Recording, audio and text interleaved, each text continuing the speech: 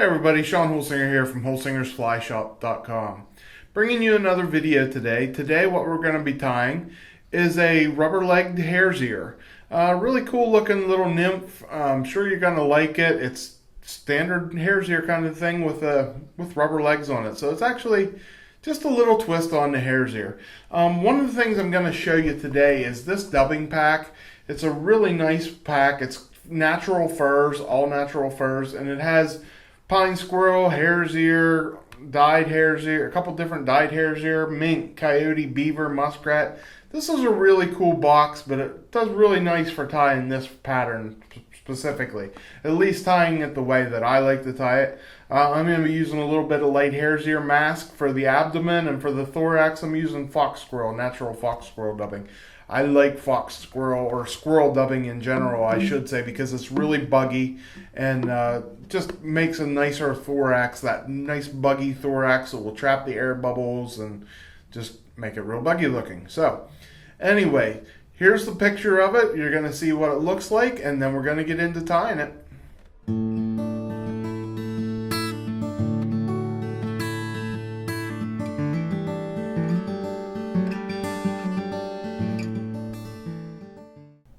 Alright, here it is, the gold-ribbed hare's ear. Easy tie, traditional style tie. Got away from the Euro nymph a little bit today, and we're going to get back to traditional. So let's tie this nymph up. I'm using a couple different materials than you're probably used to using in a hare's ear, but I think you're going to like the outcome of it. So to start out, I'm tying this on a Firehole 419. You can see it here finished. It looks real nice, and I'm using a barbless hook as always. Or as usual, I should say, not always. And let's get that in the vise. And for the hook, it's a size 12. Tie it smaller if you'd like. You can tie it bigger if you want to, but I'm tying it in a size 12. I don't have a lot of flies that much anymore in the size 12 range, so I'm going to put a couple more in my box. I'm going to take .015 lead. Going to give it about 10 wraps, and then I'm going to push that lead up in under the bead there. Then what I'm going to do next is start my thread, and for thread I'm just using I'm actually using 140. You can go with 70 denier brown, and if you like to go smaller, we're just going to cover that lead up a little bit and trim our thread off. Next thing is going to use some cocktail on here. And this is medium Pardo. That's just what I have, so that's what I use the most. And I'm actually going to take a few fibers off of here, probably like 15 or so. I'm going to make a nice, decent little clump, not a thick clump, but enough to know that they're there. I'm tying a bigger fly, so I want a little bit bigger tail on there. But I don't want the tail any longer than the length of the body of the fly. So I'm going to wrap that back. Got that right to the bend of the hook a little bit, so to keep it up, I'm just going to put a wrap right underneath it there, and it'll splay it out a little bit too. Give it a little bit more body, you can see. Alright, then we're going to trim that off. The next thing we need is a piece of small gold wire. This is going to give us our rib. And I'm just going to tie it on right at the end of the lead and tie it back to the tail. Okay, now for the abdomen on this fly. And we're going to use some hare's ear, and I like to wax this, but I don't have my wax with me today. So I'm going to use the light hare's mask out of my dubbing box here. And this dub's actually pretty easy without the wax. I like the wax more for the thorax on this fly, for the squirrel dubbing, because it's a lot harder to dub. This is actually really nice and easy to dub. Also, wet your fingers. Works just like wax. So I'm going to wet my fingers there. Put a nice thin layer of dub on my thread. As you can see there, it's not real thick. And then I'm going to push it back to the tail.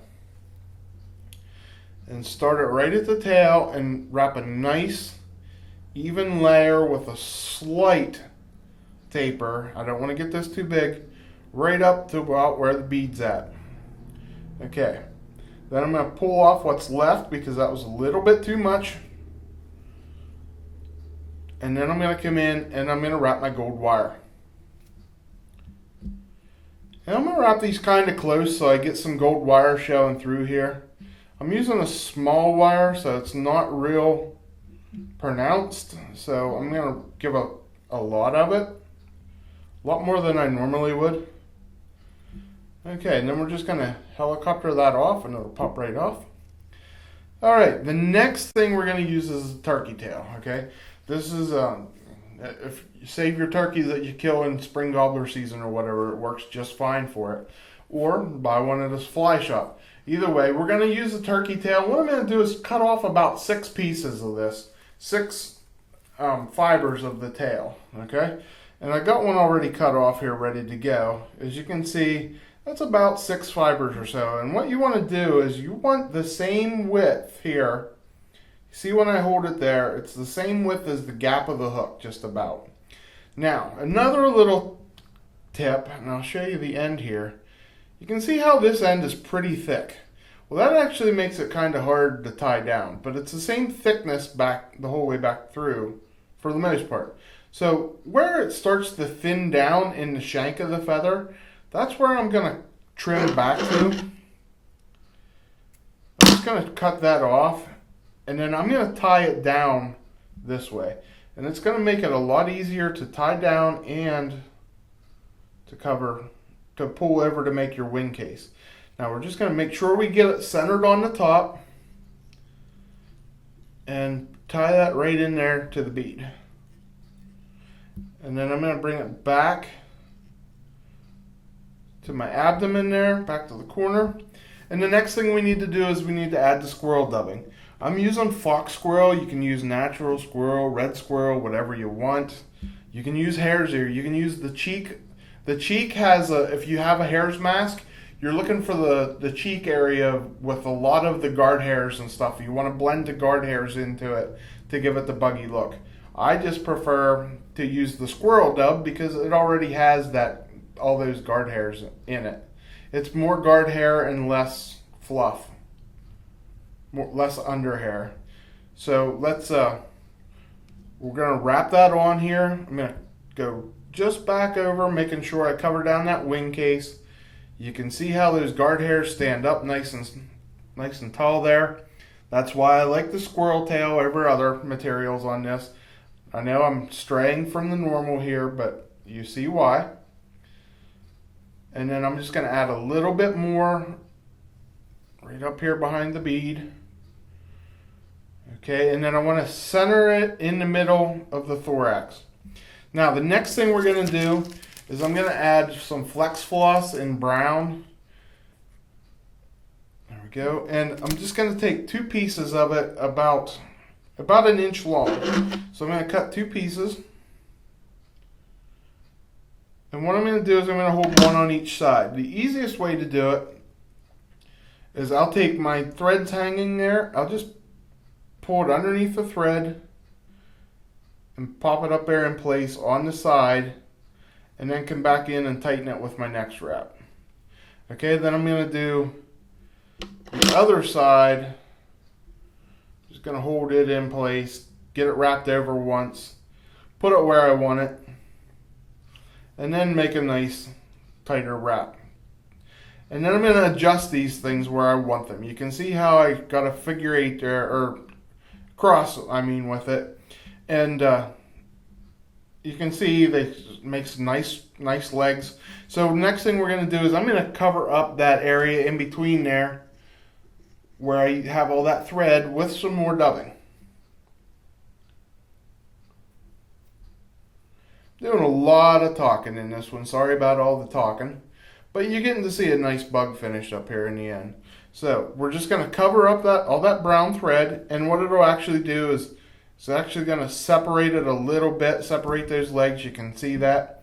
And then one of the last steps here is we're going to pull our wing case over.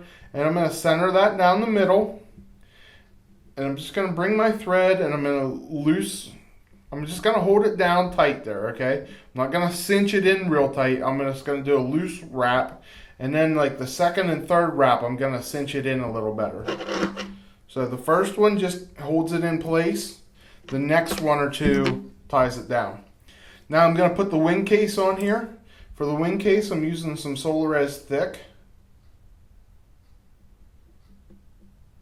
Just put a little bit of that up there. And then we're going to hit it with our light.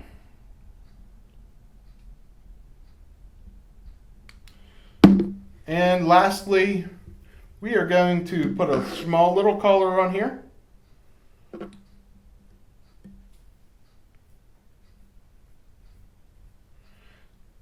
Just a little bit of dubbing.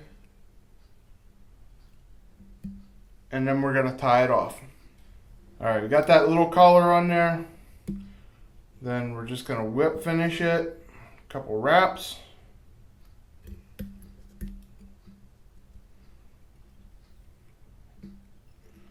I'm just going to do 2 small ones. There we go. And cut the thread, and then we're going to cut the legs to the length we want. Okay, you can see there they're way too long, so I'm just going to trim them down. Gonna let them a little bit long, not too overly long. But try to keep them even from side to side.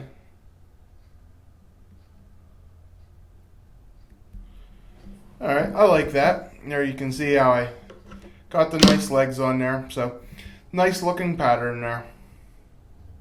Alright, I hope you like this pattern. I really do. I got a little bit back to basics for you this time. I kind of stayed away from the Euro nymph style fly that I'm used to tying, or that I normally tie, because that's the way I like to fish. And I tie a lot of the videos, a lot of the flies on here are the ones that I like to fish the most. So, but you know what, every now and then you just got to get back to basics and have fun tying the old stuff too. And gold-ribbed hare's ear is just an old standard pattern. And adding these legs to it kind of modernizes it, updates it anyway. So give it a try. I'm sure you're going to like it. And if you do like it, do me a favor, give me the thumbs up. And also, please take the time to subscribe to our channel if you haven't already. And head over to our Facebook and Instagram page. And don't forget about our Bugs and Beard page, so you can be updated if you're in the area and you want to come to one of our Bugs and Beard get-togethers. We have some cool stuff coming up. I'm sure you're going to like it. So until next time, everybody, I'm Sean Holsinger.